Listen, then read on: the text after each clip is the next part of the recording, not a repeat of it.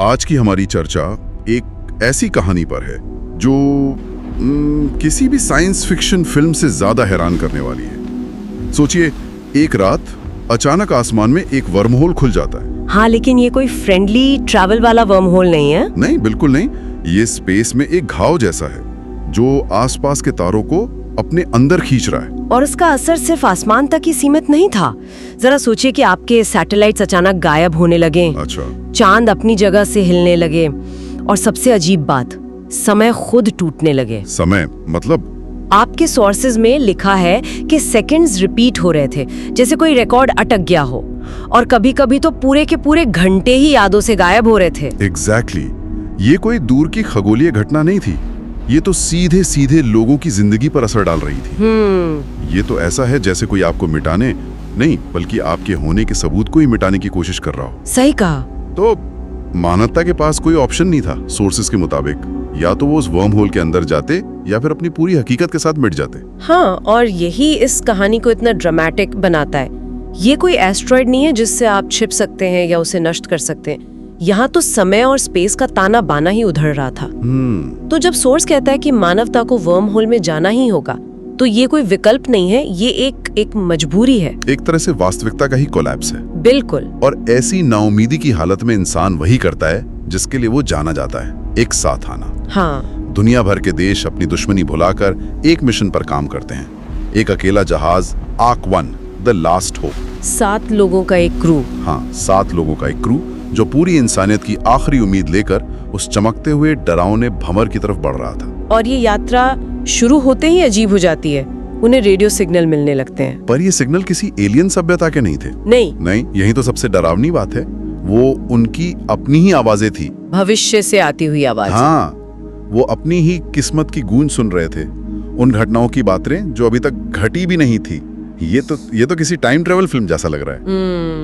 लेकिन कैप्टन की एक लाइन है जो मुझे बहुत दिलचस्प लगी। ये अंतरिक्ष में एक सुरंग नहीं है, ये अस्तित्व के माध्यम से एक सुरंग है। हाँ। इसका क्या मतलब हो सकता है? ये सिर्फ एक फैंसी डायलॉग तो नहीं लगता? नहीं, बिल्कुल नहीं। और यहीं पर कहानी एक सामान्य स्पेस एडवेंचर से कुछ ज्यादा बन जाती है। अच्छा। वो कह रहा है कि वो सिर्फ जगह नहीं बदल रहे, बल्कि वो अस्तित्व के नियमों को ही तोड़ रहे हैं।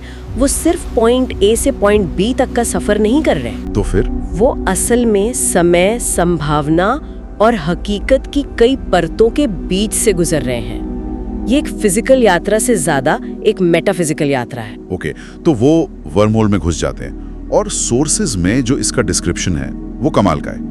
वास्तविकता पानी के नीचे कांच की तरह मुड़ जाती है। इसे इमेजिन करना भी मुश्किल है। मतलब क्या क्रू को चक्कर आ रहे थे? क्या उन्हें कुछ दिखाई भी दे रहा था? एग्जैक्टली। सोचिए कि आप एक सपने में हैं जहाँ कुछ भी सेंस नहीं बनता। यहाँ वही हो रहा है, लेकिन आप जागे हुए हैं। तारे जो दूर थे वो अब लेजर बीम की तरह खिंच गए हैं। रंग ऐसे दिख रहे हैं जो हमारी आंखों ने कभी देखे ही नहीं। ये एक सेंसरी ओवरलोड है जहाँ दिमाग को समझ ही नहीं आ रहा कि वो क्या प्रोसेस करे। मतलब हर वो चीज जिसे हम सच मानते हैं, ऊपर नीचे आगे पीछे, वो सब अपना मतलब खो चुकी थी। बिल्कुल। और वर्म होल के अंदर का नजारा वो कोई खाली सुरंग नहीं थी। नहीं। सोर्सेज बताते हैं कि उन्हें दूसरे ब्रह्मांड ऐसे दिख रहे थे जैसे पिघले हुए मेटल पर परछाइयां हों। ग्रह बन रहे थे और मिट रहे थे। इंसानी शहर दिखते थे और फिर रेत की तरह ढह जाते थे। ये क्या था? क्या वो भविष्य देख रहे थे, या शायद वो ऑल्टरनेट रियलिटीज देख रहे थे? हर वो संभावना जो हो सकती थी। अच्छा। ये इस बात का पहला संकेत है कि ये वर्म होल सिर्फ एक जगह से दूसरी जगह नहीं, बल्कि एक हकीकत से दूसरी हकीकत में ले जाता है। और इसी वजह से क्रू पर इसका बहुत गहरा मनोवैज्ञानिक असर होता है। हाँ, और शायद सबसे ज्यादा परेशान करने वाली बात यही थी, गुरुत्वाकर्षण अजीब तरह से काम कर रहा था। समय कभी तेज तो कभी धीमा हो रहा था।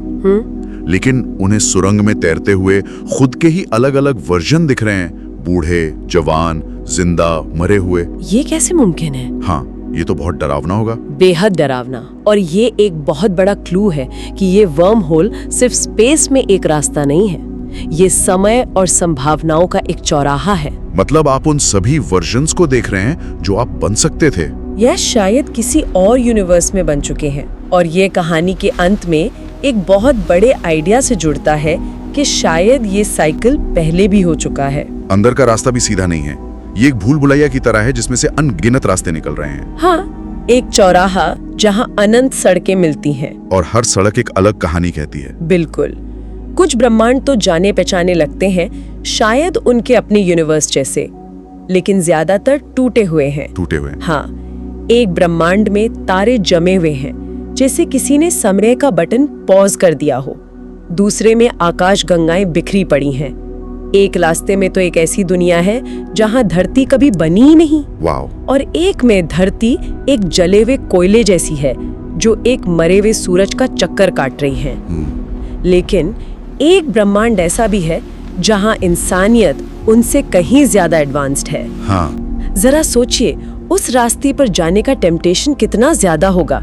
चलो वो भविष्य चुनते हैं जहां हम सब कुछ ठीक कर चुके हैं। एग्जैक्टली। और यही तो परीक्षा है।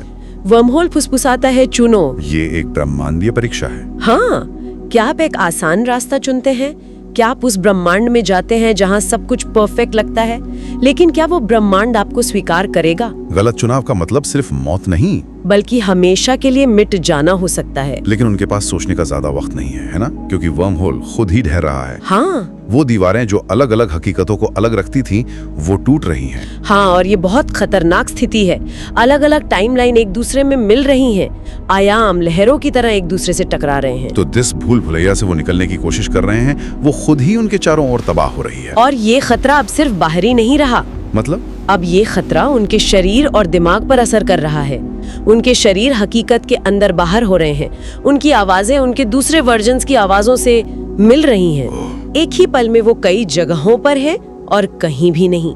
उनकी अपनी पहचान, उनका मैं होने का एहसास ही बिखर रहा है। मतलब सिर्फ जान का खतरा नहीं है, बल्कि मैं कौन हूँ ये सवाल ही खत्म हो रहा है। और मुझे लगता है कि एक क्रू मेंबर के साथ जो होता है वो इस बात का सबसे डरावना उदाहरण है। वो चीखती है। हाँ, क्योंकि वो अपने भविष्य के स्वयं को देखती है। वो देखती है कि उसका शरीर स्पेस टाइम की टूटी हुई दीवार में जला हुआ फंसा है। बाप रे। वो अपनी मौत का एक संभावित नतीजा देख रही है जो समय में एक चेतावनी की तरह छप गया है। ये उस पल का एहसास है कि अगर वो तुरंत बाहर नहीं निकले तो उनका भी यही हश्र होगा। बिल्कुल। जब सब कुछ खत्म होता दिख रहा है, तभी उन्हें उम्मीद की एक किरण दिखती है। हाँ। नेविगेटर को सुरंग के बीचों बीच रोशनी का एक शांत गोला नजर आता है। इस पूरी तबाही और उथल पुथल के बीच वो अकेली स्थिर चीज है। वही एकमात्र निकास है। लेकिन ये निकास उन अनगिनत रास्तों जैसा नहीं है जो उन्होंने देखे थे। नहीं, ये किसी जाने पहचाने ब्रह्मांड की ओर नहीं जाता।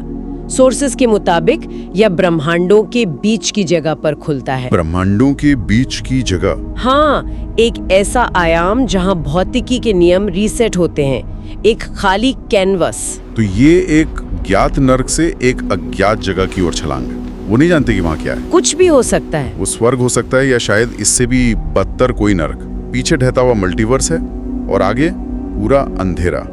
कैप्टन के पास सोचने का वक्त नहीं है। वो आगे कूदने का आदेश देता है। और आर्क 1 उस रोशनी से निकलकर एक ऐसी जगह पहुंचता है जिसकी सुंदरता अकल्पनीय है। एक खाली ब्रह्मांड। हाँ, ताजा, अनछुआ, नए जन्मे क्वांटम प्रकाश से चमकता हुआ। कोई आकाशगंगा नहीं, कोई तारे नहीं, बस एक गर्म ब्रह्मांडीय सागर जो बनने का इंतजार कर रहा है।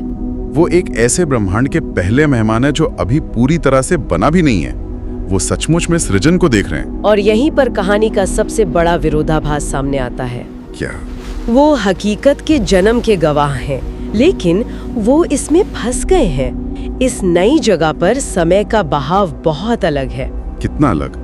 यहाँ बिताया गया 1 मिनट उनके पुराने ब्रह्मांड के लाखों सालों के बराबर है। 1 मिनट? इसका मतलब वो कभी घर वापस नहीं जा सकते। कभी नहीं। जब तक वो वापस जाने के बारे में सोचेंगे भी, उनकी धरती, उनका सूरज, सब कुछ अरबों साल पहले ही खत्म हो चुका होगा। वो धूल बन चुके होंगे। उनके पास रुकने के अलावा कोई चारा नहीं है। बिल्कुल। वे एक मरती हुई दुनिया से भागे थे, सिर्फ एक ऐसी दुनिया में पहुंचने के लिए जो अभी पैदा ही नहीं हुई है। वे एक नए ब्रह्मांड के पहले और एकमात्र निवासी हैं। और जब उन्हें लगता है कि कहानी यहीं खत्म हो गई है, तभी अंतिम मोड़ आता है। अच्छा? उनके जहाज के सिस्टम पर एक मैसेज आता है, एक सिग्नल जो उस खाली ब्रह्मांड के अंदर से ही आ रहा है, जो कि असंभव होना चाहिए। हाँ, और मैसेज में सिर्फ 2 शब्द हैं, वापस स्वागत है। क्या? इसका क्या मतलब हो सकता है? यही सवाल कैप्टन के दिमाग में भी आता है और उसे एक चौंकाने वाला सच समझ आता है। क्या हो अगर ये ब्रह्मांड नया नहीं है? तो क्या हो अगर वे मल्टीवर्स से बचे नहीं हैं, बल्कि वे इसे फिर से शुरू कर रहे हैं? मतलब ये एक साइकिल है? हाँ। क्या होगा अगर हर ब्रह्मांड का अंत ऐसे ही होता है, एक वर्म होल में ढहकर? और क्या होगा अगर हर नया ब्रह्मांड एक ऐसी सभ्यता द्वारा शुरू किया जाता है जो पिछले ब्रह्मांड के पतन से बच निकली हो? ये पुनर्जन्म का एक ब्रह्मांडीय चक्र है। बिल्कुल। आर्क वन का दल कोई खोज करता नहीं है, वे निर्माता हैं। वे एक अनंत श्रृंखला में अगली कड़ी हैं। वो पहले नहीं थे और वो आखिरी भी नहीं होंगे। वाह, ये तो दिमाग घुमा देने वाला है। कहानी का सार इस अंतिम उद्धरण में छिपा है। हम मौत से बचने के लिए अपने ब्रह्मांड से निकले और इसके बजाय सभी ब्रह्मांडों का जन्मस्थान पाया। गत न घर बचाने में नाकाम रहे, लेकिन अनजाने में उन्होंने अनगिनत नए घरों के बीज बो दिए। और ये कहानी हमारे लिए एक बहुत गहरा सवाल छोड़ जाती है। अगर ये ब्रह्मांडीय पुनर्जन्म का चक्र सच है, तो सृजन और विनाश के बारे में ये क्या कहता है? क्या अंत और शुरुआत एक ही सिक्के के दो पहलू हैं? ये हमें सोचने पर मजबूर करता है। क्या ये संभव है कि हमारा अपना ब्रह्मांड भी एक दिन ढह जाएगा और इंसानियत के बचे खुचे लोगों को, अगर वो बच गए, तो एक नया ब्रह्मांड शुरू करना पड़ेगा? ये सिर्फ एक कहानी नहीं है। नहीं, ये हमारे अपने अस्तित्व के उद्देश्य पर एक सवाल है। क्या हम सिर्फ एक ब्रह्मांड के निवासी हैं, या हम अगले ब्रह्मांड के संभावित निर्माता हैं? Escape through a multiversal wormhole, a journey beyond existence.